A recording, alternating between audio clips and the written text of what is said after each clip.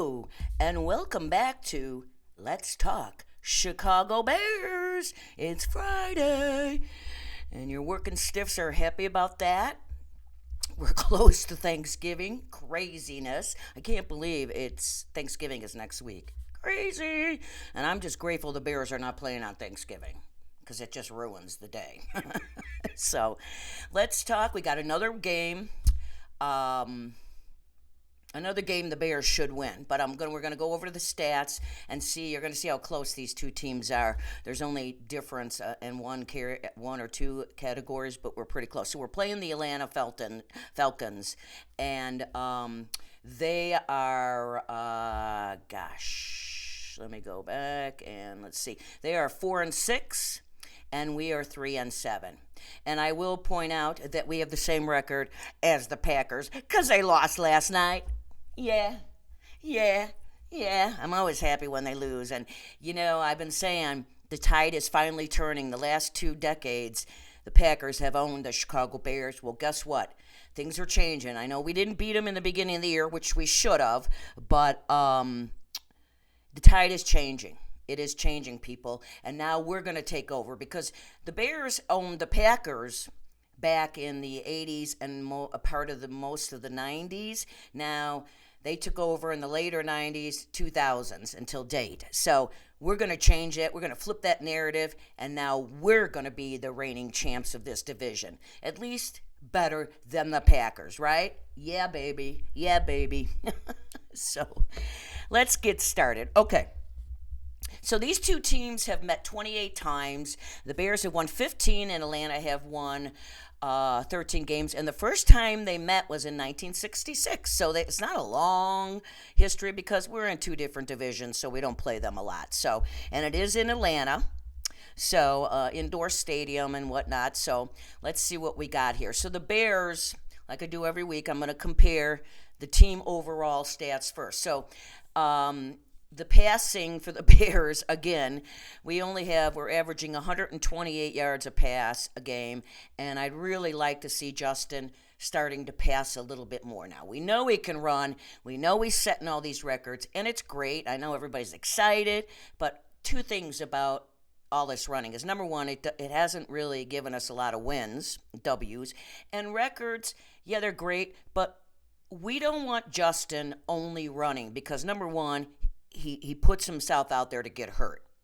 And number 2, we signed him as a quarterback to throw the ball. Now, I know he's got the ability to do it, so I know it's just been, with the offensive line and the receivers, he's trying to get comfortable with them, but he still has got to start throwing the ball more. We have to see what we got. And this is the year to do it. So I'd like to see the Bears start opening it up a little bit because really we're lucky if we're going to be 5-12 at this point. I was saying maybe 7-10, 6-11, but now I'm saying 5-12. So really, this year is over. Let's see what we got. Start airing out the ball. So he's throwing an average 128 yards a game, which puts us again dead last, number 32 out of 32 teams. Atlanta, not much better in that category. They pass an average of 156 yards, and that places them 30th. So we're pretty darn close there. So doesn't look like it's going to be a huge threat for us. The next area is. So the Bears are averaging, we all know, are averaging 201 yards a game, and that's mostly because of Justin, and that puts us first in the league out of 32 teams.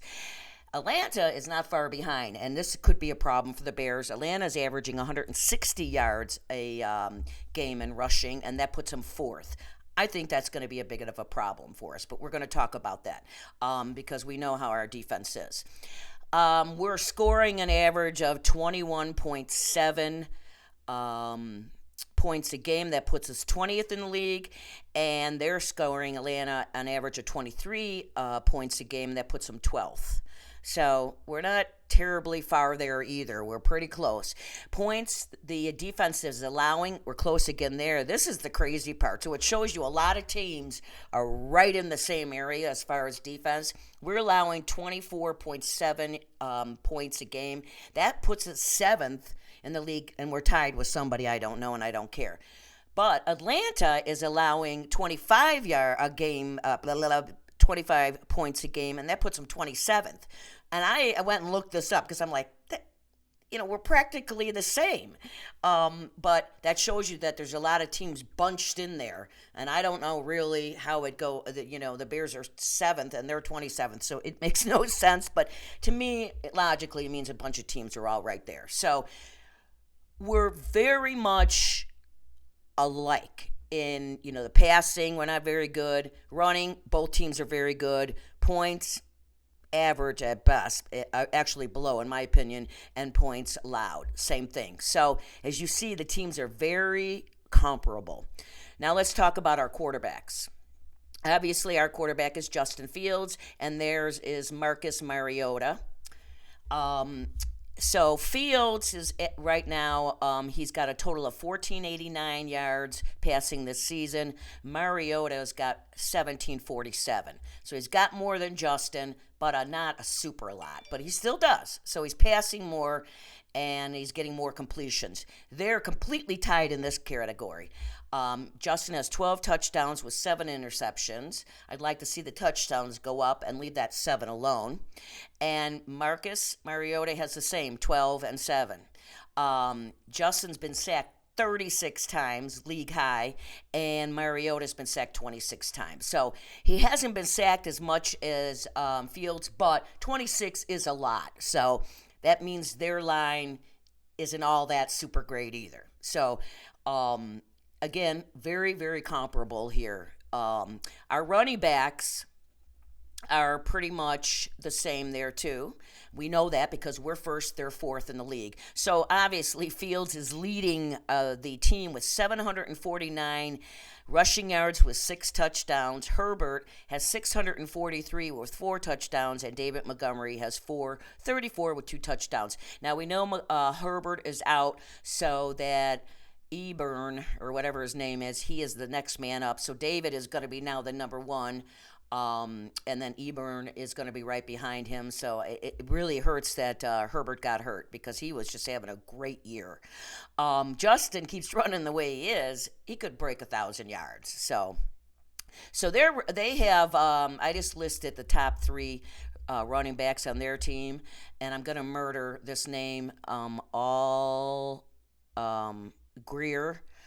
Greer for Atlanta, their running back, has 443 yards with 1 touchdown. The second one is Cordell Patterson. Recognize that name? He has 402 yards rushing with 5 touchdowns. And Mariota can run too, their quarterback. He has 347 yards with 3 touchdowns. So the Bears are going to have to watch him because he's a running quarterback as well. Definitely, that's a lot of yards. Ours, obviously, Fields, it's just been phenomenal what he's doing. But 347 for a quarterback is very good, too. And Cordell Patterson, if you remember, a few years ago was on the Bears team.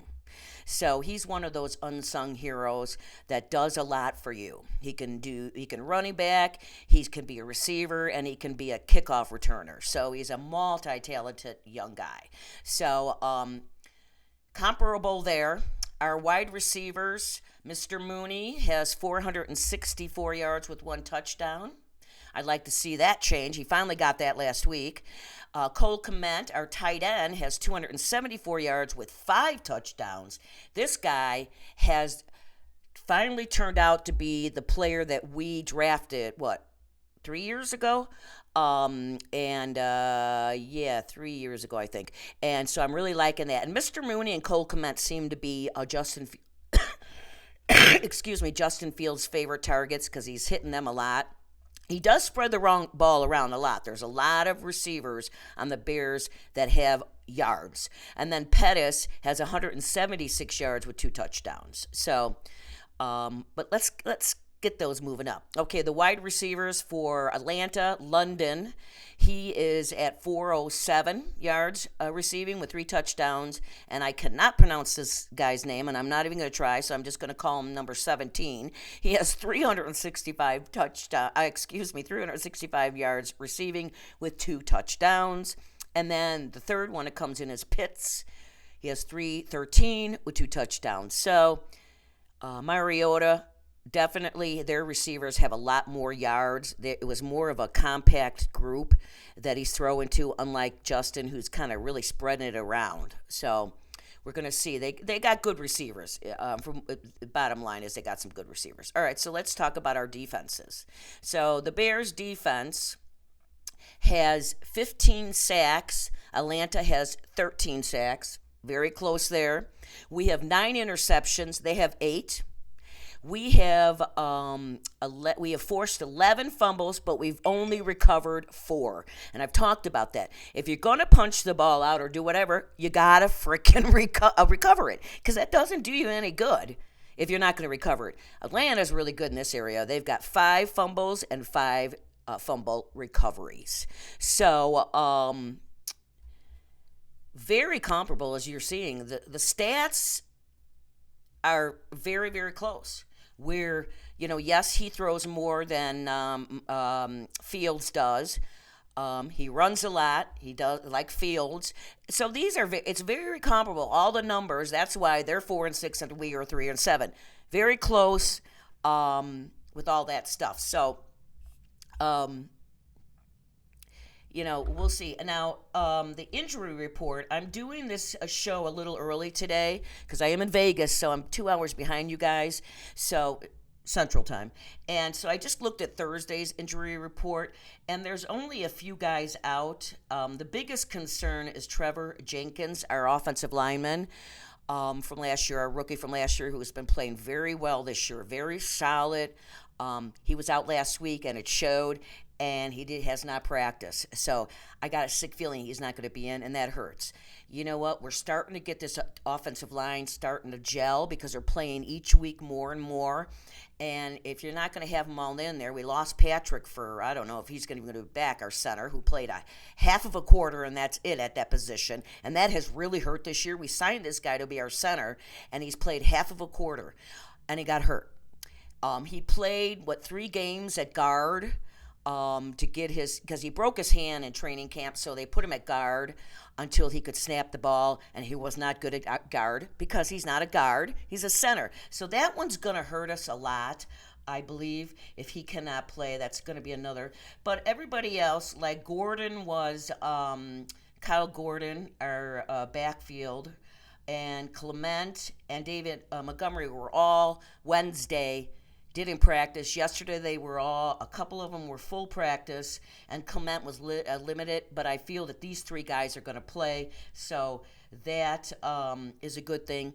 Harry, our receiver, number 8, has not practiced the last 2 days, so he's probably not going to be in, and Valdor, our safety in the backfield, was limited yesterday, so my guess is he will probably play. So that's the injuries report. So, again, we're very, very comparable to the Bears.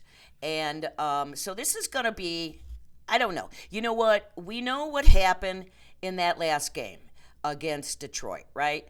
The Bears should have won that game. I've talked about it this year. I've said, it's going to be an up and down year, people. We're going to have more losses than wins. I'm right about that because it is a rebuild. So I've been saying every show going into the games that, if I see progress every week, I can live with these losses because then we're going to just hit the ground running in 2023, and we're going to have a young team that's got a year of experience under their belt. We're going to have a good draft. We're going to sign some free agencies next year, so things will definitely look up. But the Bears should beat the teams they should beat, and unfortunately, they should have beaten Detroit, and they didn't. And the reason they didn't was because of that fourth quarter. That fourth quarter changed everything. They went into the fourth quarter leaning 24-10, and they allowed Detroit to come on back. And it was mostly the penalties, whether they were good penalties or not. As I've said before, the thing about those penalties in that fourth quarter for Gordon, who got that late hit out of bounds on Golf, which was bullshit, and then number 33, Jalen Johnson, who got that hands to the face when we had the interception. Jack Sanborn got that interception. That was a bullshit call too, but The fact is they were calls. We haven't gotten them this year. We know that. So the thing is, you can't, these players have got to learn because of what's going on. Don't put yourself in the position to get the flag thrown. Like that penalty on Gordon. You're coming to the sidelines. I know what you were trying to do. You're trying to punch out the ball, but it's a quarterback. It's the sideline. They're going to call roughing the passer or unnecessary roughness 8 out of 10 times if it's on the quarterback. So, Gordon, just don't put yourself in that position. And the same with JJ, number 33, on that hands to the face. That was a very questionable call, quite honestly. The Detroit Lions should have gotten an Academy Award for that performance in the fourth quarter because they drew those flags because they were acting. That guy acted like he hit him in the face. He did not. But don't put yourself in even the position. Don't raise your hands even over the shoulders. Don't allow that to happen. So that's my opinion on it. Don't. And you'll be okay. So that fourth quarter doesn't happen. We win that game. Those penalties don't happen. We get that interception, and we keep it. Justin doesn't throw that interception, the next one for a run back, okay? Game over, Bears win. So, and I always talk about that. So my threes that I always say to win the game, penalties, you got to have 5 or less to be in the game or win it. Bears lost that last week a lot. They had 9. Time of possession, you want to win time of possession. I say this every week. I'm sure the regulars are tired of hearing about it. But the reason is you keep your offensive on the field. You keep their defense on the field. You keep their offense off the field and our defense off the field. And you're hopefully killing the clock, wasting time so you can win that game. Bears lost that last week too. Not by a lot, but they did. And the turnovers. You got to have more turnovers than the other team. You got to have more turnovers. And the Bears did not have any last week, and we had 1. So we lost that battle too. So penalties are really the hugest thing. That's what really lost that game for the Bears last week. So they have got to bring that down, and I am confident that it'll happen, that the Bears will bounce back from that. And so this game, I don't predict wins or losses. I do on the other show, the podcast I do, only because my buddy wants me to, who, by the way, Dan is going to be at this game, the gentleman I do the podcast with on Wednesday nights, the live podcast that we do. He's going to be there, so you bring us home a win. But it's going to be a tough game. Again, if the Bears go in there and play solid, air-free football, they're going to win this game. The problem is, I think the biggest problem is that they're a running team. They're 4th in the league, and we cannot stop the run. Our defensive line is terrible, and they should be the ones stopping it. The backfield are getting all these tackles because the defensive line and the linebackers are not stopping anybody, although Jack Sanborn has been stepping up. So we'll see what that young rookie has for this week, because he had a solid game last week, and he's number 57, and he's a linebacker. So, but our defensive line is terrible. And these guys, I've been saying, are auditioning for next year. You want to be a starter on that defensive line, you better step up. And we need to get into the quarterback's face. But he's a runner, so that's going to be a problem. The Bears can't stop the run. That is the problem right there. So that's my biggest concern of this game.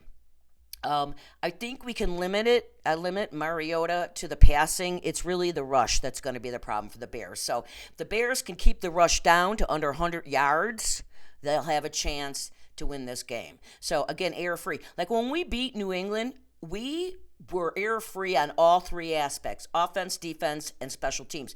Special teams hurt us last week as well.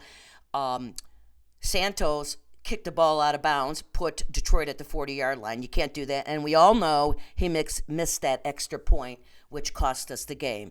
But it shouldn't even have come to that. The Bears scored 30 points. You should win that game. So, yes, Santos screwed up, but I don't believe that at the end of the day is what cost us. Those penalties and that interception clearly cost us that game. So it's going to be very close, people. Again, like the Detroit game was, and I said that one was going to be close. I said they were going to score points, both teams. They both did. Of course, Detroit did it because we let them. So if we eliminate those errors, the Bears this week, they're going to come out with a win. So let's hope. So go Bears on a Sunday in Atlanta. So I just have a story. I'm going to tell a story from many, many, many years ago.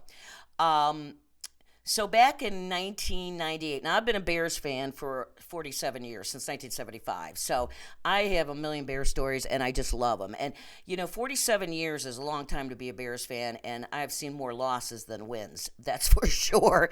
But I've only missed. I can count on two hands how many games I missed, and I would probably say 7 out of the 10 that I've missed in 47 years, and I'm not exaggerating. So, because I love my Bears. I know. So I'm a true fan. And I'm sure people, if you're watching me, you're a fan, that's for sure. So, okay, let me tell you this story because it's kind of cool. Back in the the middle to late 90s, we ended up going to 3 Bears conventions. They used to have them. I don't know where they are now. They used to have them at the Chicago Hilton. So the first time we went, I always wanted to stay at the Chicago Hilton. It's a beautiful hotel. When you walk around on some of these floors, you look at these rooms. It's spectacular there. And so if you stayed there overnight, you stayed Saturday to Sunday, you got a room really cheap. I can't remember, but it was cheap. And I said to my husband, this is my only chance to see the inside of this place, really get into the crevices. So I said, and we'd love to go to their conventions. So we did. So we took to the kids, and I went. So we went 3 times. We took the kids, I want to say, one time, and then I went with my sister one time. I think we took the kids twice, and then I went with my sister one time without the kids. So, and it was great. And my husband at this time had been very sick, and so it was very difficult for him to walk at times, long distances. So we would just put him in a wheelchair so he didn't have to maneuver, because it was hard for him to walk. But in 1998, we went as a family to the Bears convention. It was at the Chicago Hiltons. So we're at the elevators, and we're just standing there waiting for the elevators doors to open. Elevators doors open, and this huge guy walks out. I mean, huge. And it was in it back. His name was Big Cat Williams, and he was an O lineman. And the Bears signed Big Cat in 1991 as an undrafted D lineman. But after 2 years, they decided to put Big Cat onto the offensive line. And then he ended up playing the offensive line from 94 to 2000. And it was Mike Ditka's idea to move him, and it was a great idea because he ended up being on the Bears. He did it from 1994 to 2002. He played offensive line, and he was really good. That's when we still had somewhat of a good line. Pretty much after that, so Big Cat, really, really nice guy. So, anyways, he walks off the elevator, right, and we're all like, oh my God. And my son at this time, so it was 1998, he was 9 years old. And God bless my son, he was a teeny little kid. He did not actually start really growing. So I'm 5'1.5". His grandmother was 5'1". So there was some shortness in our family. I was the shortest of all my brothers and sisters and my parents and whatnot, and I had a short grandmother. So there was 2 short grandmothers and me. So he was teeny, and he was so afraid he was never going to grow up to be a tall man. He had short man syndrome as a kid. So little guy, and he didn't grow until he was a senior in high school, and now he's 5'8". So he's average. So that's good news, right? So anyways, he's tiny. And my son played Pee Wee football. And he was a very good running back, and he played defense too. So anyways, a Big Cat walks off the elevator, and there's my little son and his cousin, Darren, who was a year older, and Darren was huge. And Big Cat, we're all like, oh my God, it's Big Cat. And he's like, hi. And he looks at my son and goes, hey, little man, what's up? And my son's like, nah. And he shakes his hand and he goes, I play football too. And Big Cat goes, you play football? I don't know, little man. You seem pretty small to me. And he goes, nope, I play. And he goes, okay. And so he picks my son up literally with one hand, one of his big hands, he puts him up in the air and he whips him around in the air with one hand. And my son's laughing. He goes, "Okay, little man, you know what? You are a tough little guy. I bet you are good." And he goes, "I am." And he gave my nephew and my son a fist bump, and very, very cool dude, right? And they talked for a little bit. It made my son's day, and he's like, "You're going to grow and you're going to be a great football player." So as the day went on, we got a lot of, the kids got a lot of autographs. We had a big football. They got a ton of autographs. And the Bears players were very good to my son and my nephew because they saw my husband was in a wheelchair, so they always let them move up in the line most of the time, and which wasn't needed, but they were like, "Nope, come on up." And they were extra cool to my son, the Bears. They were really, really cool to my son and my nephew. And it was really, really heartwarming to see. So later in the so at the night they had a dinner. Everybody's in this big room, and we're all, there's dinners going on, and the Bears are all roped off. You're not supposed to. There's security guards there. So my son and nephew walked up, and they saw Big Cat, so they walked up to the roped off area, and they're like, "Hey, Big Cat," and he's like, "Hey, little man, there you are. How you doing?" And he goes, "Fine," and you could see he was telling his players, he's like, "That little guy plays football." And they're like, "Really?" So the security guy comes over and goes, "Get back, kids. You can't be here." Big Cat goes, "Nope." And he goes over and he lifts up the rope and says, "Come on in," to me and my son and his nephew and my nephew. And they got to walk around the Bears while they're eating. They're all talking to him, and they were getting some more autographs. It was so cool. I got to tell you, these players were eating and they didn't care.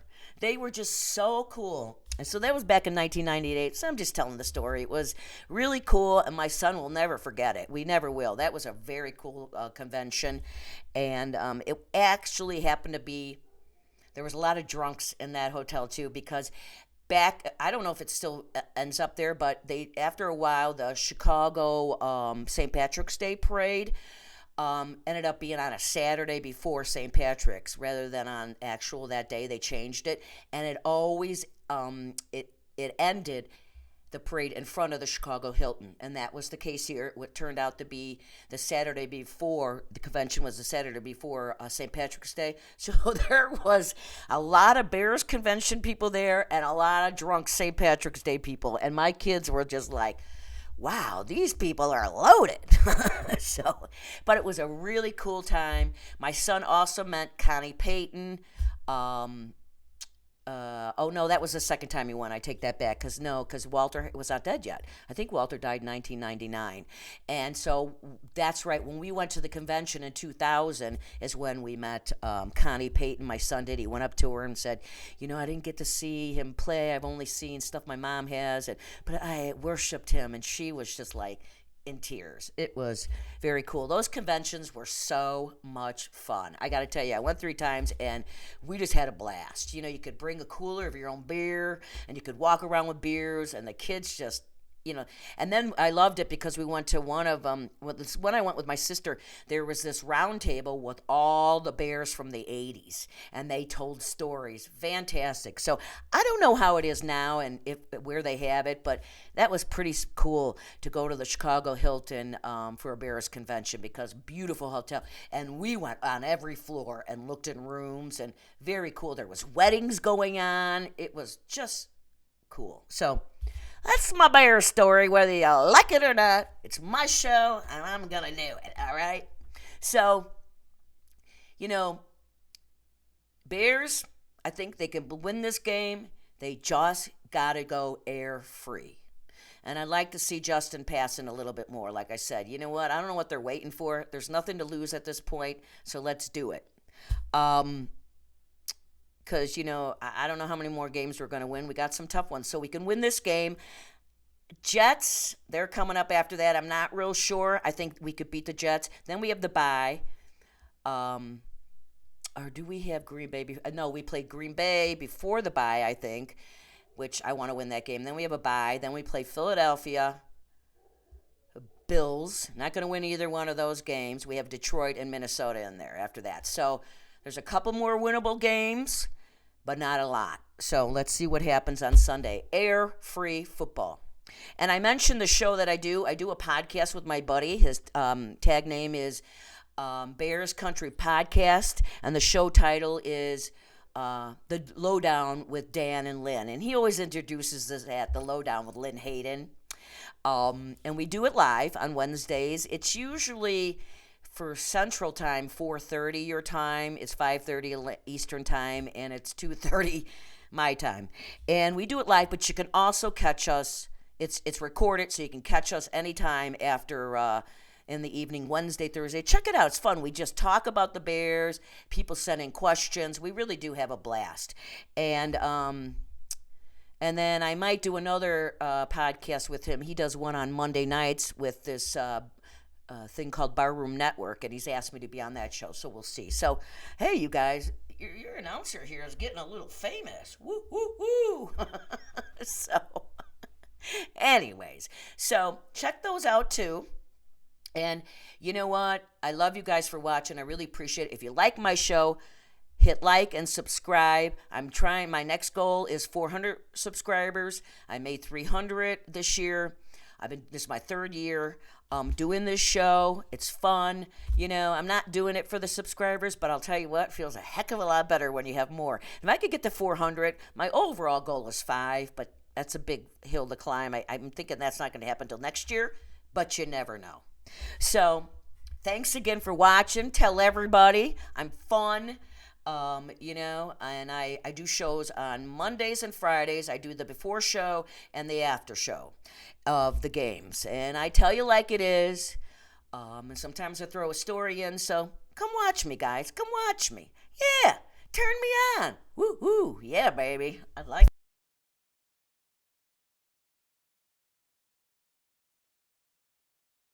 Hello. Okay, I'm back. I think I muted my microphone by accident. Sorry about that.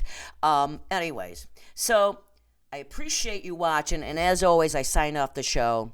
Be kind to one another. Stop hate. Inspire change. Help people out if they need it, and smile. Smiling is so much easier than frowning, and in these times we're living in, it's very, very tough out there. It's just been hard these last few years, and it's not getting any better right now. So we need to stick together. And Bears fans are tough, tough boogers.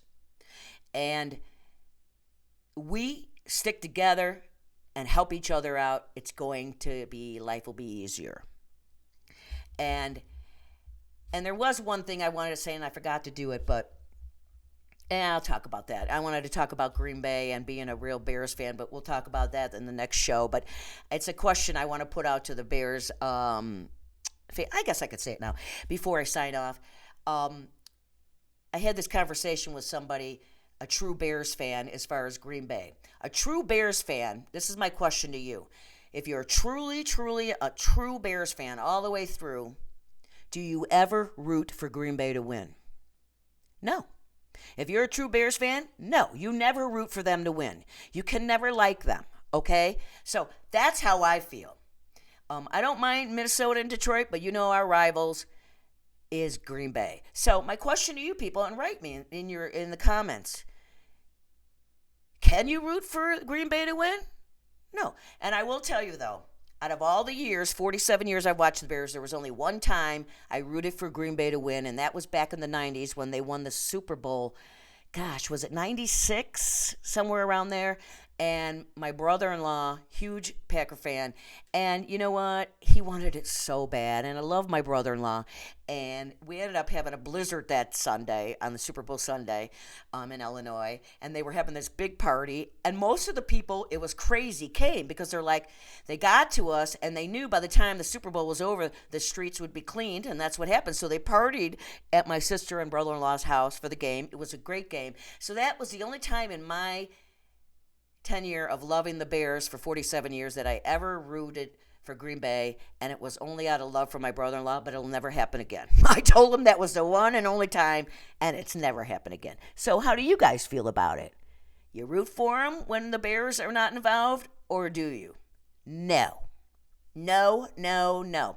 And on that note, and let me know what you think, go Bears! And as always, keep on rocking and rolling from Vegas, Barbie. Can I talk? Vegas, baby. Bye-bye.